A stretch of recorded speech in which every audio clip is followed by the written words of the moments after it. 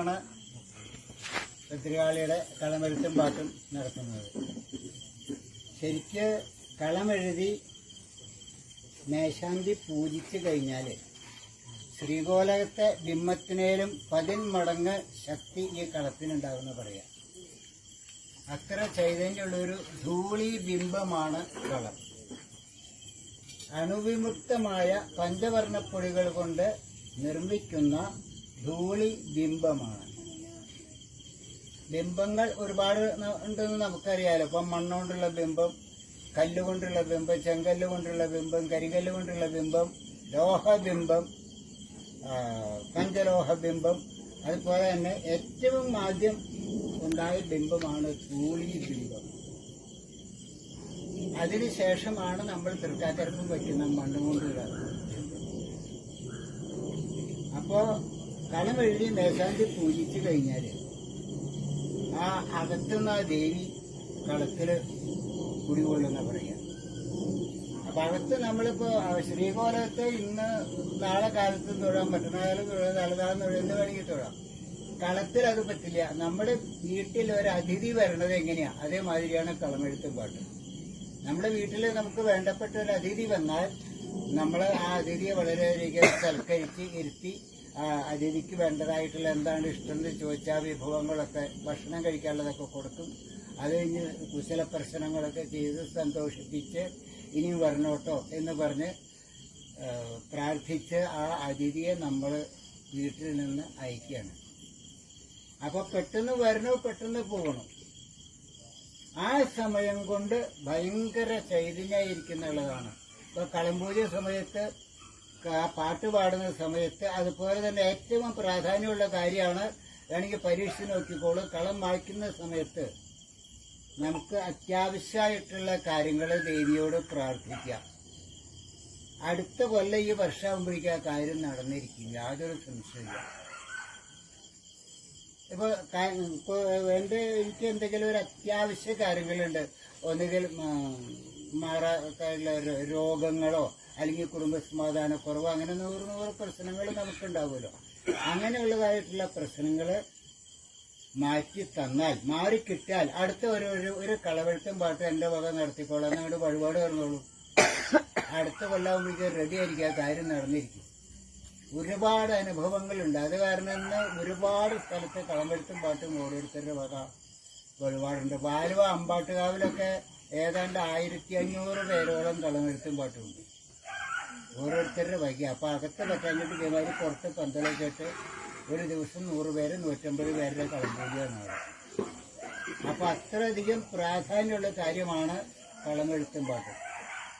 ആ കളം വായിക്കുന്ന സമയത്ത് നമുക്ക് അത്യാവശ്യമുള്ള നമ്മുടെ കുടുംബത്തെ അലട്ടിക്കൊണ്ടിരിക്കുന്ന മാനസികമായിട്ടോ എന്തെങ്കിലുമൊക്കെ അലട്ടിക്കൊണ്ടിരിക്കുന്ന കാര്യങ്ങൾ അടുത്ത കൊല്ലാകുമ്പോഴേക്കും അത് ശമിപ്പിക്കണേ എന്ന് ഉള്ളൊരിക്കൽ പ്രാർത്ഥിച്ചാൽ റെഡി നടന്നിരിക്കും, യാതൊരു സംശയമില്ല. അതിന് ഞാൻ അനുഭവം കൊണ്ട് പറയുക. അതേമാതിരി ഭഗവതി ആയാലും അയ്യപ്പസ്വാമി ആയാലും ഞാനിവിടെ ഒരുപാട് വർഷം വിളക്കിൽ ജീവിച്ചങ്ങളാണ്. അദ്ദേഹത്തിൻ്റെ അവർക്കൊരു അനുഗ്രഹം കൊണ്ടാണ് ഇപ്പോൾ 81 വയസ്സായി. എനിക്ക് 10 രൂപ ആശുപത്രി കൊടുക്കേണ്ടി വന്നിട്ടില്ല ഇന്ന് വരെ.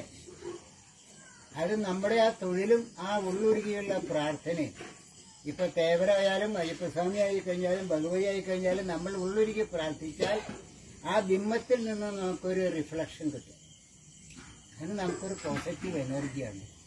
അസുഖങ്ങൾക്കൊക്കെ വളരെ പോസിറ്റീവ് എനർജി വന്നാൽ തന്നെ അസുഖങ്ങൾ കുറയും. ഞാൻ അനുഭവം കൊണ്ട് പറയാം. എല്ലാവരും അതേമാതിരി തന്നെ നമ്മൾ ഉള്ളൊരുക്കി പ്രാർത്ഥിക്കണം. അതിൽ ഏറ്റവും പ്രാധാന്യമുള്ളൊരു വഴിപാടാണ് ഭദ്രകാളിയുടെ കളമെഴുത്തും പാട്ട്.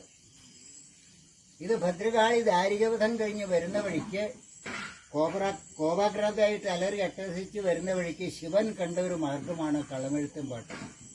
ഭദ്രകാളിയുടെ കോപം ശമിപ്പിക്കാൻ വേണ്ടി ശിവഭൂതങ്ങളെ, അന്ന് കൈലാസത്തിലുണ്ടായിരുന്ന ശിവഭൂതങ്ങളെ വിളിച്ച് കാളി വരുന്ന വഴിയിൽ ആ ദാരിക ശിരസുമായിട്ടുള്ള രൂപം മനസ്സിൽ കണ്ടുകൊണ്ട് പെട്ടെന്ന് നിർമ്മിക്കാൻ പറയുകയാണ് ശിവൻ. ആ ശിവഭൂതങ്ങളെ അങ്ങനെ ആ ദേവി വരുന്നതായിട്ടുള്ള രൂപം മനസ്സിൽ കണ്ട് കാട്ടിൽ ആ രൂപം നിർമ്മിച്ച് കാട്ടിൽ ഒളിച്ചിരിക്കുകയാണ്. അപ്പോൾ ഭദ്രകാളി വരുന്ന വഴിക്ക് ആ രൂപം കണ്ടു കഴിഞ്ഞപ്പോൾ അതിലേക്ക് ശ്രദ്ധ തിരിഞ്ഞു. അങ്ങനെ ആ കോപം കുറഞ്ഞു. അപ്പോൾ ആ രൂപം നിർമ്മിച്ച ആൾക്കാരെ കാളി അന്വേഷിച്ച സമയത്ത് അവർ ഭയഭക്തി ബഹുമാനത്തോടു കൂടി ആ ദേവിയുടെ കാൽക്കൽ ചമ്പരം പണിഞ്ഞിരുന്ന് പാദാതികേശം കേശാദിപാദവും ആലപിച്ചു എന്ന് പറയുന്നത്. ആ പാട്ടുകളൊക്കെ തന്നെയാണ് ഇന്നും പാടുന്നത്. നമ്മൾ പാട്ടിൽ ശ്രദ്ധിച്ചാൽ അറിയാം, കാലിൻ്റെ പെരുവിരൽ മുതൽ തലമുടി വരെ വർണ്ണിക്കുന്ന വരികളാണ് എല്ലാം വളരെയധികം അർത്ഥവത്തായിട്ടുള്ള കാര്യങ്ങളാണ്. ചെമ്പൊന്നിൻ പുറയടി വിരല്, ഈ വിരല്, ആ വിരലിന്റെ അടിയിൽ ഒരു വിരൽ ചെപ്പുണ്ട്. വിരൽ ചെപ്പിലാണ് വിരൽ ഉറപ്പിച്ചേക്കുന്നത്. അതൊക്കെ ഓരോ വരികളും വളരെയധികം അർത്ഥവത്തായിട്ട്. അതുപോലെ തന്നെ ഭദ്രകാളിയുടെ തലമുടി മഴക്കാറിൻ നിറമൊത്ത തിരുമുടി എന്നാണ്. മഴക്കാറിന്റെ നിറം തന്നെയല്ല, മഴക്കാരന് ആദിത്യമണ്ഡലത്തിനെ മറയ്ക്കാനുള്ള ശക്തി വരെയുണ്ട്. ഭദ്രകാളി തന്റെ തലമുടി കൊണ്ട് ആദിത്യമണ്ഡലത്തെ മറച്ചിട്ടാണ് ദാരികാസുരനെ പാതാളത്തിൽ നിന്ന് കയറ്റി കൊണ്ടുവന്ന് കൊല്ലണത്. അപ്പൊ അത്രയ്ക്ക് ശക്തിയുള്ളതാണ് ദേവിയുടെ തിരുമുടി. അങ്ങനെ ആ പാദാതികേശം കേശാദിപാദം വർണ്ണിച്ച് അതില് ദേവി സന്തുഷ്ടിയായിട്ട് അവരെയും കൂട്ടിക്കൊണ്ട് കൈലാസത്തിലേക്ക് പോകുന്നു എന്ന് പറയണേ. അപ്പൊ ആ സമയത്ത് ദാരികനായിട്ട് യുദ്ധത്തിന് പോയ 6 മാതൃക്കളും ഭദ്രകാളിയും പിന്നെ ഗോപുരത്തിന് വന്നു കഴിഞ്ഞപ്പോൾ ഗണപതി ഒരു കൊച്ചു കുട്ടിയായിട്ട് അവിടെ കിടന്നു എന്നാ പറയണേ. ആണ്ട് തികയാത്ത കുട്ടിയായിട്ട്. ആ കുട്ടിയെടുത്ത് മുല കൊടുത്തിട്ടാണ് ഭദ്രകാളി അച്ഛൻ്റെ അടുത്തേക്ക് പോയി എന്ന് പറയുന്നുണ്ട്. അതുപോലെ തന്നെ യുദ്ധത്തിന് പോയി കഴിഞ്ഞപ്പോൾ അന്ത്യമഹാകാള വനത്തിൽ കൂടി ആണ് പോയത്. അതാണ് നമ്മുടെ ശിവന്റെ ശ്രീകോവിലിന്റെ തെക്ക് വശത്ത് ദീർഘചതുരാകൃതിയിലുള്ള ഒരു ശിലയിൽ ഒരു 9 ബലിക്കല്ല് കാണാം. സപ്തമാതൃക്കളും ഗണപതിയും അന്തിമഹാകാളനാണ്. ചിലർ ഗണപതിയും വീരഭദ്രൻ എന്ന് പറയുന്നുണ്ട്. ഇവർക്കാണ് ഉത്സവ സമയത്ത് ഉത്സവബലി നടത്തുന്നത്. അപ്പോൾ ഭഗവതിയായിട്ട് ബന്ധപ്പെട്ടൊരു കാര്യമാണ് ആ ശ്രീകോവിലിന്റെ തെക്ക് വശത്തുള്ളത്. അപ്പം അത്രയധികം പ്രാധാന്യമുള്ള ഒരു ഇതാണ്. അപ്പോൾ ദാരികന്റെ ശിരസ് കാഴ്ചവെച്ചതിന് ശേഷം എന്താ ഇനി ചെയ്യേണ്ടതെന്ന് ചോദിച്ചു കഴിഞ്ഞപ്പോൾ, നീ ഇനി ഭൂമിയിൽ പോയി ഭക്തജനങ്ങളെ പണിത ശ്രീകോവിലിന്റെ കുടികൊണ്ട് അവരെ അനുഗ്രഹിക്കുക. അങ്ങനെ ശിവന്റെ ആജ്ഞയോടുകൂടി ഭദ്രകാളി ഭൂമിയിലേക്ക് പോകുന്നു എന്നാണ് പറയുന്നത്. ആ സമയത്ത് ശിവനും പാർവതിയും കൂടി ആ കളമെഴുതിയ ആൾക്കാരെ ഭദ്രകാളിയും കൂടി അനുഗ്രഹിച്ചു എന്നാണ് പറയുക. അപ്പം ആ ഭൂതങ്ങൾ എഴുതിയതുകൊണ്ട് കളത്തിന് ഇതൊരു ചിത്രമാണെങ്കിലും ഇതിന് ഭൂതവടിവ് എന്നാണ് പറയുക. ചിത്രവടിവ് വേറെ, ഭൂതവടിവ് വേറെ. ഇതിപ്പോൾ നമ്മൾ ഒരു ലൈനങ്ങൾ ഇട്ട് കഴിഞ്ഞാൽ ആ ദേവിയുടെ രൂപം മനസ്സിൽ കണ്ടുകൊണ്ട് കിരീടം മുതലും കൂടെ എഴുതിപ്പോരാണ്. അതിന് വേറെ ഒരു ചിത്രം നമ്മൾ വരയ്ക്കുകയാണെങ്കിൽ ഒരു ദിവസം മുഴുവൻ ഉണ്ടായതില്ല. അപ്പൊ ഭൂതപടിവാണ്. അന്നത്തെ ആ ഭൂതങ്ങൾക്കുടെ അനുഗ്രഹം, പരമശിവന്റെയും ഭദ്രകാളിയുടെയും ഭൂതങ്ങളുടെ അനുഗ്രഹം കൊണ്ടാണ് ഈ രൂപം നമുക്ക് പഞ്ചവർണ്ണപ്പൊടി കൊണ്ട് നിർമ്മിക്കാൻ സാധിക്കുന്നത്. അതുപോലെ തന്നെ ആ പാട്ടുകളെ പാടി കഴിയുമ്പോൾ അത് ഭയങ്കരമായിട്ട് ചൈതന്യം ഉണ്ടാകും. ഇനി എല്ലാവരുടെയും അനുവാദപ്രകാരമാണ് ഈ കളം മായ്ക്കുക. കളം ഏറ്റവും അവസാനം വലത്തെ കാലിന്റെ പെരുവരലാണ് എഴുതുക. അവിടെ മുതൽ മാച്ച് തുടങ്ങുക. അങ്ങനെ മാച്ച് ഈ കളം മായ്ക്കുന്നതോടുകൂടി ഈ ദേവീ ചൈതന്യം ശ്രീകോലത്തേക്ക് തന്നെ തിരിച്ചു പോകും. അതാണ് കളമെഴുത്തും പാട്ടിന്റെ സങ്കല്പം. അതുപോലെ തന്നെ ഇതിന്റെ പൊടി, പഞ്ചവർണ്ണപ്പൊടി എല്ലാം അണുനാശിനിയുടെ നെന്മേനി വാകയുടെ ഇല പറിച്ച് പൊടിച്ചുണ്ടാക്കുന്നതാണ് പച്ചപ്പൊടി. ത്വക്ക് രോഗങ്ങളെ നശിപ്പിക്കാൻ കഴിവുള്ള സിദ്ധൌഷധമാണ് വാകയുടെ എല്ലാ ഭാഗങ്ങളും. ആ വാകയുടെ മരത്തിന്റെ തൊലി ഉണക്കിപ്പൊടിച്ചാണ് ഗുരുവായൂർ പോലെയുള്ള അമ്പലങ്ങളിൽ വാകച്ചാർത്ത് കിടത്തുന്നത്.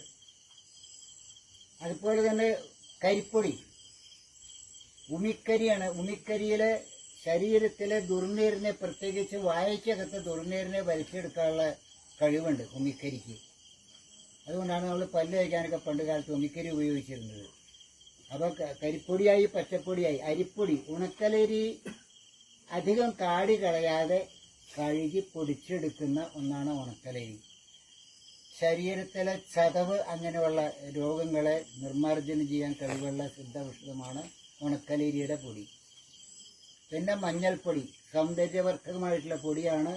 ഇങ്ങനെ മഞ്ഞൾപ്പൊടിക്കൊരു പ്രാധാന്യമുണ്ട്. വേണമെങ്കിൽ പരീക്ഷ വെക്കുമ്പോൾ നമ്മുടെ ശരീരത്തിൽ എവിടെയെങ്കിലും കുറഞ്ഞാൽ നല്ല മഞ്ഞൾപ്പൊടി വെച്ചാൽ കെട്ടിയാൽ മതി. അപ്പം ചോര നിൽക്കും. മഞ്ഞപ്പൊടി വെച്ച് കെട്ടിയാൽ അപ്പം തന്നെ ചോര നിൽക്കും, പിറ്റേ ദിവസത്തേക്ക് അത് ഉണങ്ങുകയും ചെയ്യും. നമ്മുടെ മഞ്ഞൾ പൊടിച്ച പൊടി ആയിരിക്കണം എന്ന് മാത്രമേ ഉള്ളൂ. അപ്പോൾ ഔഷധ ഗുണം, സൗന്ദര്യവർദ്ധക ഇത് രണ്ടുമായി. പിന്നെ ചുവന്ന പൊടിയാണ്. മഞ്ഞൾപ്പൊടിയും ചുണ്ണാമ്പും ശുദ്ധജലവും ചേർത്ത് തിരുമി എടുക്കുന്നതാണ് ചുവപ്പ് പൊടി. ചുണ്ണാമ്പിന് ശരീരത്തിലെ ആന്തരികമായിട്ടുള്ള വിഷാംശങ്ങളെ അകറ്റിക്കളയാനുള്ള ശക്തിയുണ്ട്. അപ്പം മഞ്ഞൾപ്പൊടിയും ചുണ്ണാമ്പും കൂടി ചെല്ലുമ്പോൾ ആന്തരികമായിട്ട് എന്തെങ്കിലും വിഷാംശങ്ങളോ എന്തെങ്കിലുമൊക്കെ ഉണ്ടെങ്കിൽ അത് മാറിക്കിട്ടും. അതുകൊണ്ടാണ് സാധാരണ ഭഗവതി അമ്പലങ്ങളിലൊക്കെ വെളുപ്പിന് വെറും വയറ്റിൽ ഓരോ ടീസ്പൂൺ ഗുരുതി കൊടുക്കും, ഗുരുതി നയിച്ച് കഴിക്കാനായിട്ട്. വെറും വയറ്റിൽ ആ ഗുരുതി സ്ഥിരമായിട്ട് കഴിച്ചാൽ ഒരു അസുഖങ്ങളും ഉണ്ടാവില്ല. ഈ കൊറോണ സമയത്തൊക്കെ നാട്ടുവൈദ്യത്തിന് എന്താ പറഞ്ഞിരുന്നത്? വെറും വയറ്റിൽ മഞ്ഞപ്പൊടി കഴിക്കാനാണ് പറഞ്ഞിരുന്നത്. ഒന്നാമത്തെ ഔഷധമാണ്. അത് കഴിച്ചവർക്കൊക്കെ മിക്കവർക്കത് പെട്ടെന്ന് ഭേദമായിട്ടുണ്ടെന്ന് പറയണം. അപ്പം മഞ്ഞപ്പൊടി അത്ര സിദ്ധൌഷധമായിട്ടുള്ള കാര്യമാണ്. അങ്ങനെ അണുവിമുക്തമായിട്ടുള്ള പഞ്ചവർണ്ണപ്പൊടി കൊണ്ട് നിർമ്മിച്ച ധൂളി ബിംബമാണ് കളം. അപ്പം അത് പൂജാനം ചെയ്യുമ്പോൾ അതിൻ്റെ ശക്തി ഇരട്ടിക്കും. പെട്ടെന്ന് വരണു, പെട്ടെന്ന് അപ്രത്യക്ഷമാവണു. അപ്പോൾ ആ സമയം കൊണ്ട് നമ്മളെ അനുഗ്രഹിക്കാൻ തയ്യാറായി നിൽക്കുകയാണ് ഭഗവതി. അപ്പം ആ സമയത്ത് നമ്മൾ കളം മാറ്റുന്നവരോട് കൂടിയിട്ടാണ് ഈ ചൈതന്യം ശ്രീകോലത്തേക്ക് പോവുക. അപ്പം ആ കളം മാറ്റുന്ന സമയത്ത് എല്ലാവരും ആർപ്പ് വാക്കിലേക്കിട്ട് ഭഗവതിയെ ഭക്തി പുരസ്സരം ശ്രീകോലിനകത്തേക്ക് ആക്കാം. ആ സമയത്ത് നമുക്ക് ആ കളം മാറ്റുന്ന സമയത്ത് നമുക്ക് എന്തെങ്കിലും അത്യാവശ്യമുള്ള കാര്യങ്ങൾ ദേവിയോട് അപേക്ഷിച്ചാൽ ഒരു ലാസ്റ്റ് അവധി ഒരു വർഷമാണ്. അതിന് മുൻപ് ആ കാര്യം നടന്നിരിക്കും, യാതൊരു സംശയമില്ല. അത്ര പ്രാധാന്യമുള്ള ഒരു കാര്യം. ഞാൻ ഇതിന് മുമ്പ് അത് ഇവിടെ പറഞ്ഞു എന്നാണ് വിചാരിച്ചത്. പറഞ്ഞു പറഞ്ഞു എന്നാണ് എനിക്ക് തോന്നിയത്. അതിലേക്ക് വളരെയധികം ശ്രദ്ധിക്കണം. അതേമാതിരി നമ്മൾ ആ തിരുവഴിച്ചിൽ നേരത്തൊക്കെ എല്ലാവരും അവിടെ ഇരിക്കുകയായിരുന്നു. എല്ലാവരും വന്നാൽ തീർത്ഥം വാങ്ങി ഒരു തുള്ളി സേവിച്ചാൽ വളരെ വിശേഷമാണത്.